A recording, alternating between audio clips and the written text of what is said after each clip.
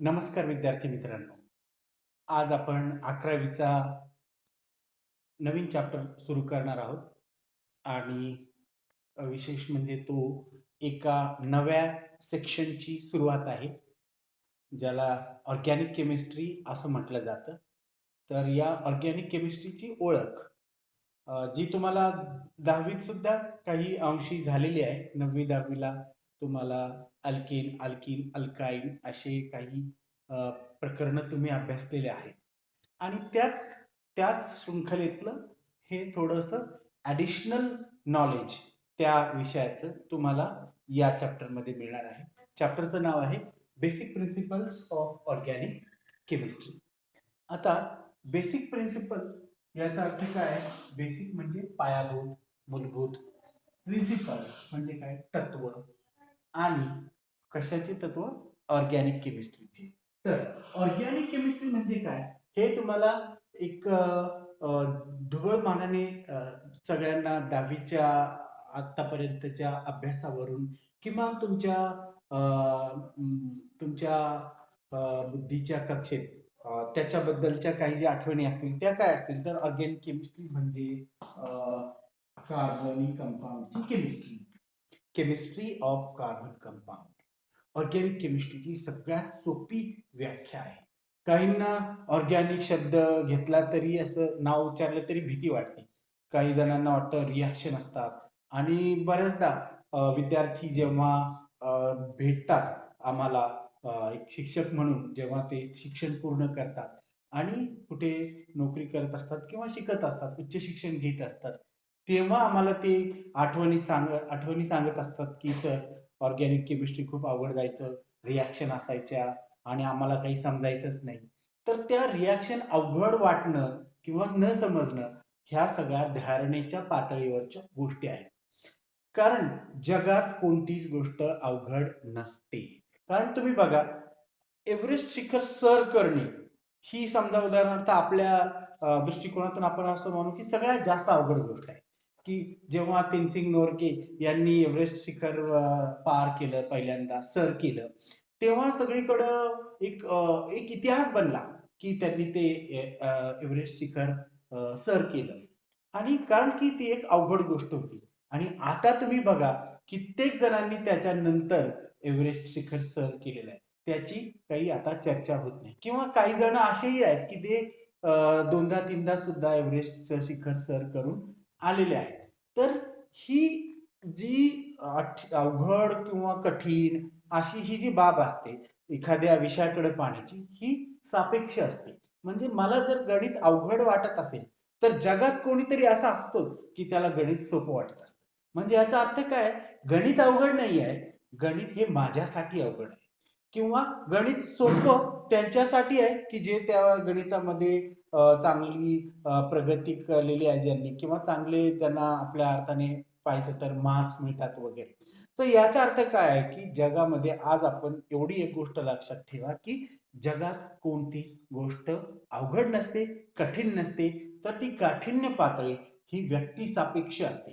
उदाहरणार्थ सर्कसमध्ये तुम्ही जर तो मौत का कुवा पाहिला की एक मोठा चेंडू असतो जाळीदार आणि त्याच्यात काही जण गाड्या चालवत असतात, 100-150च्या वेगात ते गाड्या चालवतात. बरं, एकच जण चालवत नाही, कधी कधी दोघं तिघं पण असतात, 4-4-5 जण असतात, आडवे फिरवतात, उभं फिरवतात. तुम्ही जर ती सर्कस नसेल पाहिली तर युट्यूब वरती सुद्धा तुम्ही असे व्हिडिओ पाहू शकता की ज्याच्यामध्ये अशा सर्कसमध्ये काही लोक अक्षरशः स्वतःचा जीव धोक्यात घालून, म्हणूनच तर त्याला मौत का कुवा असं म्हणतात. पण विद्यार्थी मित्रांनो, आपण जर करायला गेलो होती कधी, तर आपण त्याच्यात 100% चूक करू आणि आपल्यासाठी तो चेंडू नक्कीच मौत का कुवा ठरेल. पण सर्कसमध्ये काम करणारे लोक दिवसभरात जर त्यांचे 3 शो असतील, 4 शो असतील, तर 4ही शोच्या वेळी ते त्या गाड्यांमध्ये बसून त्या चेंडूमध्ये स्वतःचा जीव धोक्यात घालत असतात आणि वर्षानुवर्षे ते करत असतात आणि त्याच्यातून ते जिवंत वाचत असतात. ह्याचा अर्थ काय आहे?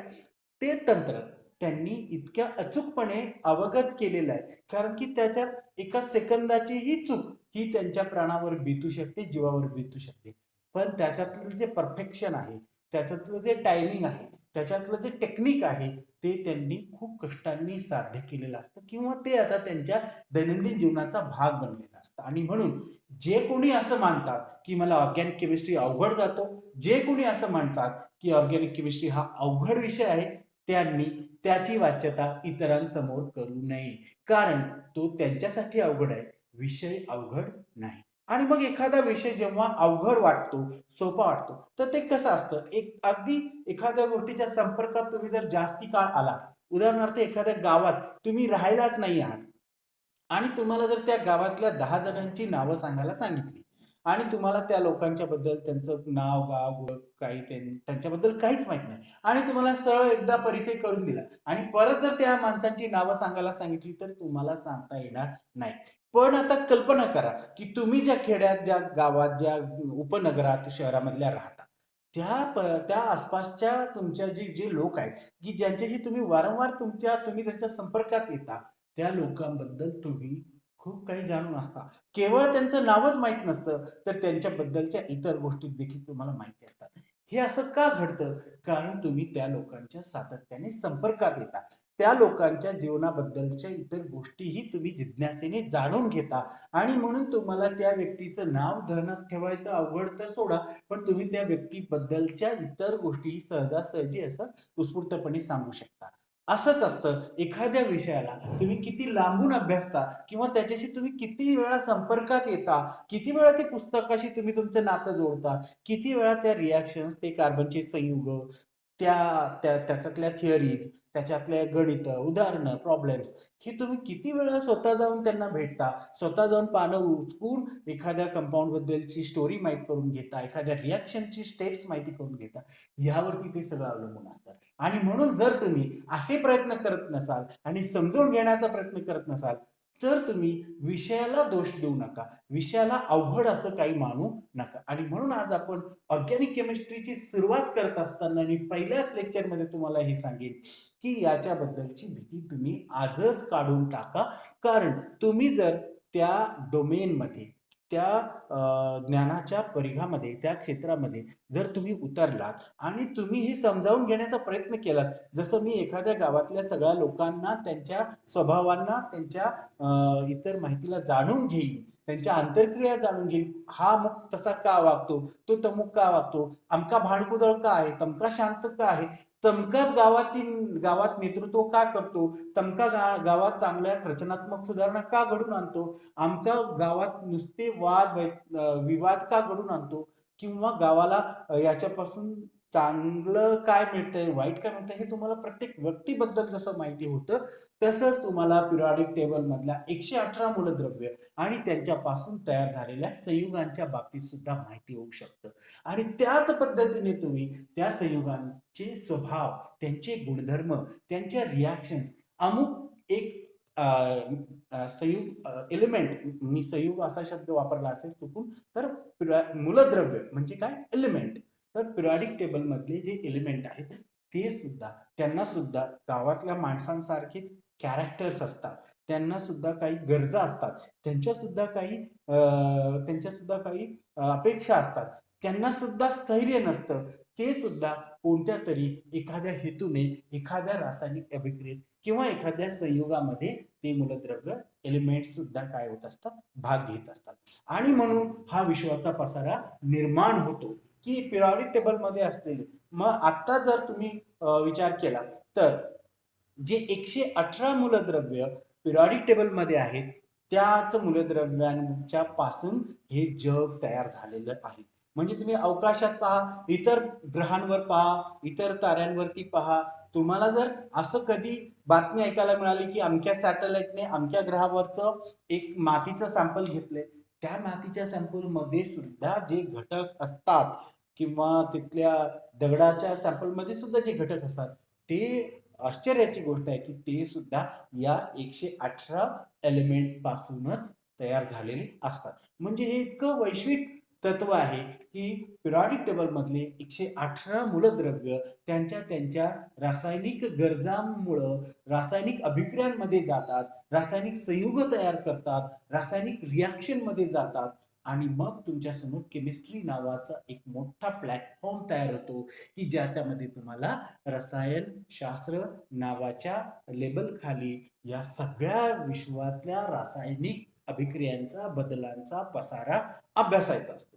आता त्यात आपण जर आज ऑर्गॅनिक केमिस्ट्री अभ्यासणार आहोत तर सरळ सरळ मी इथं सी काढलाय, कार्बन काढलाय म्हणजे याचा अर्थ ह्या कार्बनची स्वतःचीच एक ब्रँच आहे ऑर्गॅनिक केमिस्ट्री. कारण काय आहे तर कार्बन हा मिलियन्स कंपाऊंड तयार करतो, मिलियन्स ऑफ कंपाऊंड म्हणजे 10 लाखांच्या घरात कार्बनच्या संयुगांची संख्या आहे.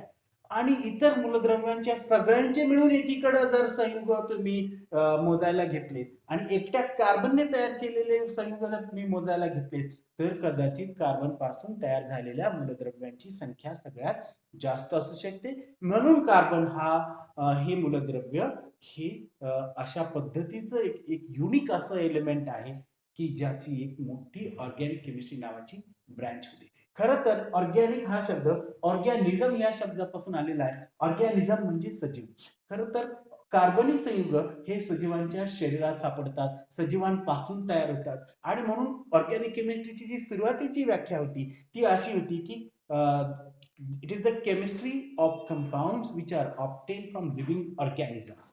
But later on, it has been proved that organic compounds could also be prepared in the laboratory. And there are some artificial carbon compounds. And therefore, that definition now has been overtaken by the new and comprehensive definition, which is a simple definition, and that means organic chemistry is the chemistry of carbon compounds. So that this is the immense era of the compounds or immense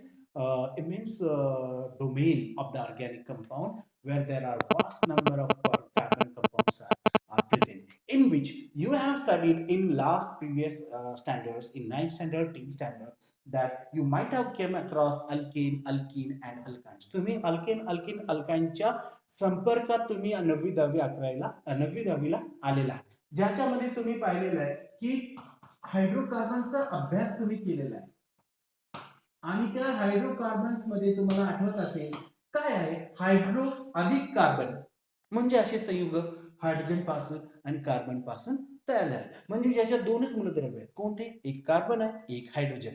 असे मूलद्रव्य ज्यांना काय म्हणतात hydrocarbon. आणि तुम्हाला आठवत असेल तर तुम्ही आठवून पहा त्याच्यामध्ये तुम्ही काही नावं अभ्यासली होती जी होती मिथेन, इथेन, प्रोपेन किंवा इथिन, इथाइन, प्रोपीन, प्रोपाइन म्हणजे अल्केन, अल्किन, अल्काइन असे तुम्ही काही नावं त्यांचे फॉर्म्युले त्यांचे आयपीएसी नेम त्या इयत्तांमध्ये अभ्यासलेले आहेत. बरोबर. पण हे फक्त एक त्याच्यातला फक्त एक क्लास झाला. हायड्रोकार्बन्स हा काय झाला त्याच्यातला एक वर्ग झाला संयुगांचा. असे खूप कंपाऊंड आहेत. जसं उदाहरणार्थ तुम्ही पाहिलं की मिथेन त्याचा फॉर्म्युला किती सोपा आहे CH4. एकच कार्बन आहे फक्त एक कार्बन आणि 4 हायड्रोजन. आणि तुम्हाला हेही माहिती आहे की कार्बनची व्हॅलेन्सी 4 असते कारण कार्बनचा ॲटॉमिक नंबर आहे 6.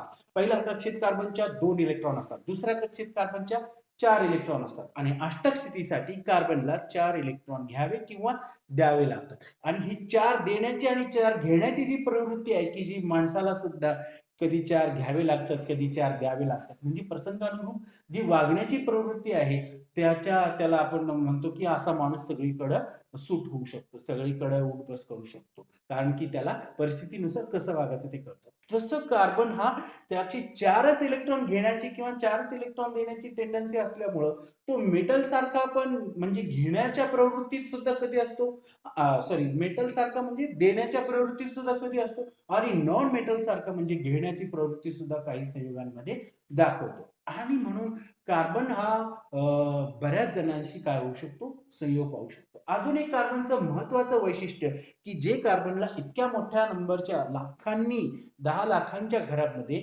संयुगांच्या निर्मितीमध्ये कार्बनला टिकवून ठेवतो ते आहे, तुम्ही मराठीत जर अभ्यास केला असेल तर त्याला मराठीमध्ये तुम्ही मालिका बंधन असा शब्द ऐकलेला आहे किंवा त्याला इंग्रजीमध्ये कॅटेनेशन असं म्हणतात.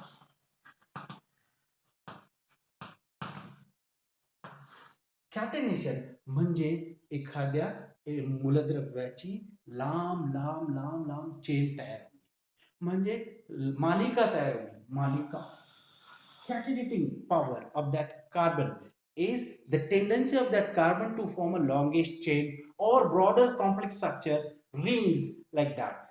Other elements do not have that kind of tendency. Silicon at some extent could form rings, but what happens in case of other elements, if they would form their chain, that chain would be broken after some interval. म्हणजे इतर मूलद्रव्यांचं काय आहे दोष किंवा मर्यादा काय आहे की ते इतर मूलद्रव्य काय करू शकतात, चेन तयार करतात, पण काही अंशी चेन तयार झाली, एक मेंबर, दोन मेंबर, तीन मेंबरची अशी चेन तयार झाली तर त्या चेनला तडा जातो, तुकडा पडतो. कार्बनचं असं नाही. कार्बन हा लांब लांब लचक चेन, हजारो लाखो कार्बन एकत्र येऊन त्यांची चेन तयार होऊ शकते किंवा त्याच्या रिंगा तयार होऊ शकतात हायड्रोकार्बनच्या, अल्केनच्या, अल्किन म्हणजे डबल बॉन्ड असलेल्या, ट्रिपल बॉन्ड असलेल्या अशा रिंग्स तयार होतात आणि कार्बनचे मोठे कॉम्प्लेक्सेस तयार होऊ शकतात आणि म्हणून कार्बन हा लाखो कंपाऊंड तयार करू शकतो. ही कार्बनची काय आहे, युनिक प्रॉपर्टी आहे, जी इतर कंपाऊंड्स मध्ये नाही. म्हणजे उदाहरणार्थ तुम्हाला कार्बनचं एक छोटं कंपाऊंड ज्याच्यामध्ये एकच कार्बन आहे असं मिथेन माहिती आहे, पण तुम्ही जे डीएनए शब्द ऐकलेला आहे तुमच्या प्रत्येकाच्या शरीरामध्ये, ज्याचे आई वडिलांचे काय हेरिडिटरी कॅरेक्टर्स, जेनेटिक कॅरेक्टर जे आहे ते काय अनुवंशिकता ट्रान्समिट करण्याचं जे काम करतात ना, डीएनए, आरएनए, तर डीएनए डीऑक्सी रायबोज न्यूक्लिक ऍसिड हा जो आहे याच्यामध्ये लाखो, बिलियन, बिलियन म्हणजे अब्ज, अब्जावधी संख्येने काय असतात, कार्बन असतात. म्हणजे डीएनए आणि मिथेन तुम्ही जर समोरासमोर ठेवलं तर तुम्हाला दोन टोकांमधलं अंतर, that's the capacity, that's the range of that carbon to form the compounds. तुम्हाला कार्बनची कंपाऊंड तयार करण्याची रेंज कळेल की कार्बन हा एका कार्बनचं सुद्धा मिथेन तयार करू शकतो आणि अब्जावधी संख्येने कार्बन असलेल्या डीएनए सारख्या डीऑक्सीरायबोन्यूक्लिक ऍसिड सारख्या कंपाऊंड्सला सुद्धा कार्बन तयार करू शकतो. म्हणून कार्बन हा युनिक आहे आणि म्हणून त्याची एक मोठी केमिस्ट्री आहे, ऑर्गॅनिक केमिस्ट्री. आणि आज आपल्याला या तासामध्ये या ऑर्गॅनिक केमिस्ट्रीतले काही पायाभूत तत्व, मूलभूत तत्व आपल्याला या चॅप्टर मध्ये अभ्यासायचे आहे. तर ऑर्गॅनिक केमिस्ट्री हा एक असा मोठा विषयाचा पसारा आहे ज्याच्यामध्ये असलेली संयुग म्हणजे कंपाऊंड हे आपल्या दैनंदिन जीवनामध्येच आपल्याला उपयोगाला येत नाही, तर आपल्या जीवनाचा आणि आपल्या म्हणजे आपल्या शरीराचा आणि जैविक घडामोडींचा सुद्धा एक महत्वाचा भाग असलेली ही संयुग आहे. उदाहरणार्थ आपण जे प्रोटीन्स, कार्बोहायड्रेट्स,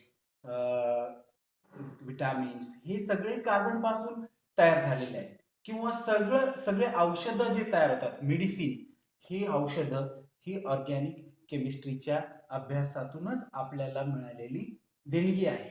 आणि म्हणून आज तुम्हाला या लेक्चरच्या निमित्ताने मी एक सुचवेन की तुम्ही तुमच्या घरात जे औषधं असतील, गोळ्या असतील किंवा उदाहरणार्थ कापरासारखे ऑर्गॅनिक कंपाऊंड्स आहेत किंवा वेगवेगळ्या मसाल्याच्या पदार्थांमधून काही ऑर्गॅनिक कंपाऊंड्स येतात, निलगिरीमधून ज्याला ज्यांना ॲरोमा असतो, एक सुगंध असतो, अशा वनस्पतीजन्य पदार्थांमध्ये असलेले संयुग कोणते आहेत, ऑर्गॅनिक कंपाऊंड्स कोणते आहेत, याचा तुम्ही इंटरनेटवर शोध घ्या. उदाहरणार्थ ताप आल्यानंतर जे दिलं जातं पॅरासिटामॉल, तुम्हाला आता एक जिज्ञासा असली पाहिजे की पॅरासिटामॉल काय आहे, त्याच्यात किती कार्बन आहेत, किती हायड्रोजन आहेत किंवा याचं कसं स्ट्रक्चर आहे. अशा स्ट्रक्चर्सला तुम्ही इंटरनेटवर सर्च करा. उदाहरणार्थ कॅम्फरचं कापूर जो वापरतात पूजेसाठी, ते कापूर त्याला कॅम्फर असं म्हणतात. किंवा आपण मेन्थॉल, मेन्थॉल हा शब्द तुम्ही ऐकलेला असेल, विक्स मध्ये वगैरे असा तो एक पदार्थ असतो. मेन्थॉल किंवा कापूर किंवा तुम्ही पॅरासिटामॉल सारखे शब्द किंवा असे ऑर्गॅनिक कंपाऊंड, ऑइल्स वेगवेगळे, क्रूड ऑइल जे जे हायड्रोकार्बन पासून बनलेले असतात, अशा बाबतीत आता तुम्ही इंटरनेटवर सर्च करा आणि ज्या औषधांचे फॉर्म्युले तुम्हाला मिळतील पॅरासिटामॉल सारख्या त्या औषधांच्या फॉर्म्युल्यांमध्ये कार्बनला सर्कल करा आणि मोजा त्याच्यात किती कार्बन आहेत, किती रिंगा आहेत, किती स्ट्रक्चर मोठं आहे याचा अभ्यास करा.